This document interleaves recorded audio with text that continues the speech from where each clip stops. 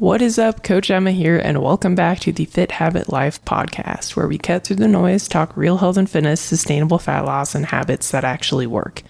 So today on the podcast, I'm going to be talking about a sometimes controversial topic, cardio. I'll be talking about cardio. Do you need it? Do you want to use it? When should you use it? How do you apply it? And what would that kind of look like, adding that into your routine based on your goals? So anyway, before I dig into cardio, I just wanted to thank you for listening to the podcast. If you get a lot from this, please rate the show, share it, subscribe. That just helps me get in front of more people, helps me debunk a lot of crap that's out there. So anyway, thank you for listening. Now let's get to talking about cardio. So why is cardio even controversial? Cardio is really great for you. But overdone cardio can wreak havoc on your metabolism, stress, hormone profile, and recovery and sleep. So, and it's depending on how it's applied, it could be counterproductive to maintaining muscle tissue. And keeping, as I said, your metabolism healthy and strong. Also, too much cardio can actually wreak havoc on your gut health due to the stress. A lot of endurance athletes tend to have GI issues. GI is gastrointestinal issues, so basically digestive issues. Like IBS is pretty common. Even some runners experience having to go to the bathroom while they're running their races, like on the trail. And so, fun stuff. But cardio is actually really great for cardiovascular health, mental state. Like I always feel awesome after I do cardio. And in general, it actually can help your lifting and your ability to lift more weights and your ability to recover more quickly in between sets, which in turn allows you to add more volume, which will allow you to build more muscle tissue and be more effective in your training. So some positives and negatives to it. But usually it's demonized in the fat loss space specifically because people who are trying to get in shape generally just grab a pair of running shoes and go for a run. Their running form isn't super great. They're not prioritizing protein or strength training, and so they tend to be worse off once they lose weight. They're losing a lot of muscle mass as well, and the risk of injury is pretty high, not because running is inherently dangerous, but if you haven't been running for a while, you're not focusing on form, you're focusing on burning calories, then that's when people tend to get injured. And then generally speaking, us type A sort of people, we like to gravitate towards things that are really difficult, push ourselves very intensely. And so that tends to be part of the issue too, is something that I used to do, which is I talk about a lot with my clients. And even on here, I've probably talked about it quite a bit. I used to be addicted to exercise and I would push those endurance runs. I would run 30 plus miles a week, but also swimming 4 to 5 times a week for an hour, hour and a half, sometimes 2 hours, and then would also strength train multiple times a week, probably 3, maybe 4. Obviously, that's way too much. But that amount of activity wreaked havoc on my hormone profile, contributed to the loss of my menstrual cycle, probably part of why I had so many gut issues in the first place, and wasn't beneficial for my body composition goals. I was always eating quite a bit of protein. I wasn't really tracking my calories at the time, so that plays a role for sure. But I was eating the same amount, and all of a sudden, like I started putting on body fat. And so I was like, oh man, this is crazy. So I'm just going to ramp up the cardio. And then that was counterproductive, to say the least. So yeah, too much exercise without adequate calories to replenish it your body will want to adapt And the way it adapts is it reduces that tissue that requires more energy because it's trying to get your body to burn as many calories as you're outputting, but not burn too many so that it can keep your body running. So basically it's trying to adapt to that caloric burn by downregulating other things. So reducing lean muscle tissue makes your body burn less calories at rest. Getting rid of your menstrual cycle makes your body burn less calories because that is a very calorie.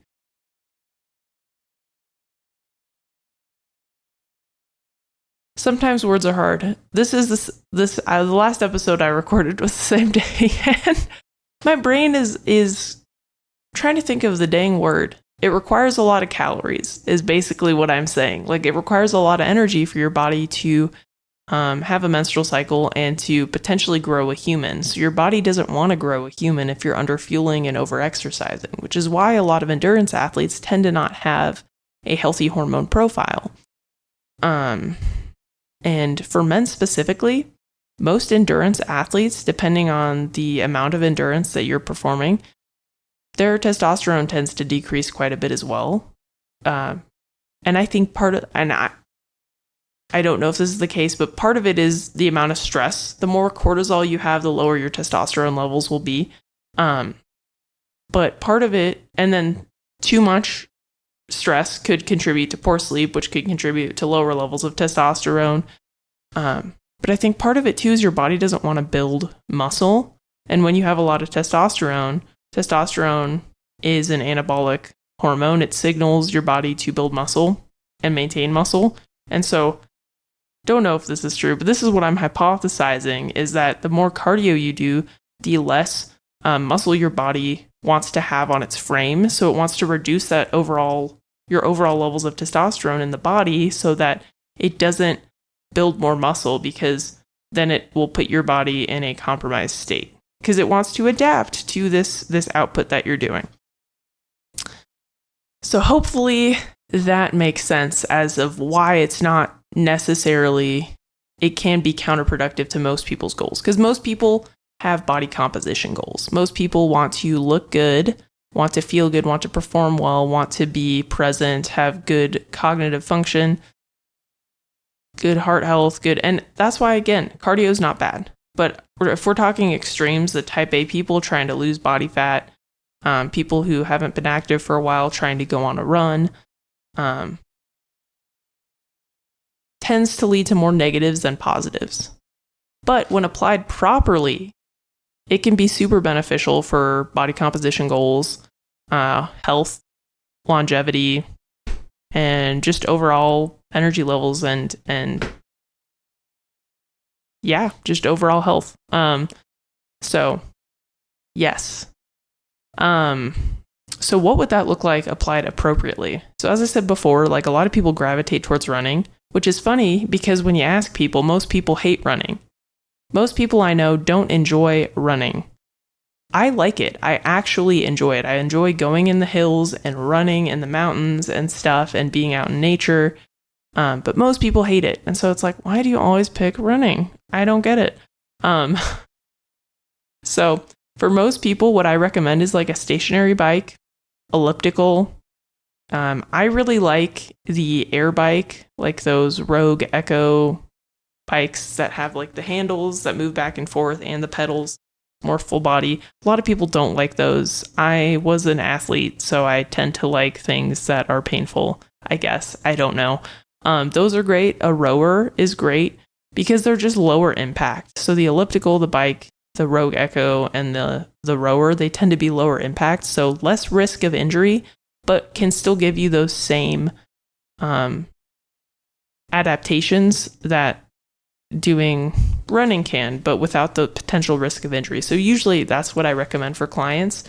And the stair stepper, that's fine too. That one, you have to be a glutton for punishment for that one, because that is not fun. I've had to use that a couple times with my coach, and I'm not a huge fan. Really, it's not fun. I don't know why anyone would want to do that. It does burn calories, that's for sure. But it's not super fun. Yeah. And then that's the other thing. It's like a lot of people think, oh, like cardio does burn more calories than strength training. But what strength training does is it gives you an engine that burns more calories in the long term, and cardio makes your body adapt to it. So it burns less calories doing the same thing. So you have to add more and more time doing cardio in order to burn the same amount of calories. If that makes sense. So anyway, but yeah, so I like those machines for most people. And then depending on your goals, if your goal is just fat loss, really, for most people, the cardio I prescribe is walking. Walking's great. It's a low intensity. It can be done anywhere. You don't need specific equipment. You can do it throughout the day, so it makes it easy to fit it in. And it hits most of the boxes, like for just basic cardiovascular health. For someone who's out of shape, most people don't walk that much. I onboard a lot of clients that are walking less than 2,000 steps a day. And really bumping that up to 6, 8, maybe even 10,000 steps, that's going to drastically improve your health. That's going to improve your body composition goals. That's going to help you feel better. It's going to improve your digestion. It will improve your heart health because you were so inactive before. And so it's going to give you a lot of those benefits. So if you notice that you're not moving a lot right now, just start walking. That's a great way to add in cardio that's going to benefit your overall health and longevity. But if you're already walking and you're like, look, I want to improve my cardiovascular health. I do want to improve my body composition, but like just more so overall general health. It's great to add in just a couple zone 2 days a week. So 2, maybe 3 days of 20 to 30 minutes of zone 2 cardio on one of those pieces of equipment I talked about. In zone 2, it's about usually, depending on your age, 120 to 150 beats per minute of heart rate. And so trying to just keep your heart rate in that zone is like a nice sweet spot for most people. And that's going to give you a lot of benefits. But if you're like, hey, I've been on this fat loss phase and I only have a couple weeks left and I just want to really push it, that's when adding in a little bit of high intensity interval training can help. And what that looks like is just adding in, and again, with those same pieces of equipment, adding like 10, 20 seconds on to 10, 20, and so there's a couple ways to do it. You could do like 10 seconds all out and like a minute of recovery. Or you can just do 10 to 20 seconds of all out effort and then just allow your heart rate to come back down and then push. So usually just start with 2 times a week of about 10 rounds. And again, pick one of those safer forms of cardio equipment and just see how that goes for you. And just do that for a couple weeks and then taper off as you're reversing out of your diet. Just reduce that cardio. Remove that cardio first, then slowly start to increase your calories back up to your maintenance range. That's what I recommend for high intensity interval training. If you have like actual cardiovascular goals, you're competing in a race or something, I am not the person to be helping you. I have a friend who's super awesome. He helps people compete in endurance events and powerlifting. And his name's Justin Jones. Justin, his Instagram handle is @JustinSJones, and he would be great to go to for that. I'm not the person. I'm just more like health, longevity, fat loss, gut health, hormonal health, that sort of thing. That's what I'm here for. But yeah. But anyway, cardio too, like just if you haven't done it in a while, adding like a phase of your programming that adds in a couple like sessions of zone 2 a week, that's going to benefit your overall metabolic health because it's going to allow your body to be more efficient so you can push better in those strength training sessions.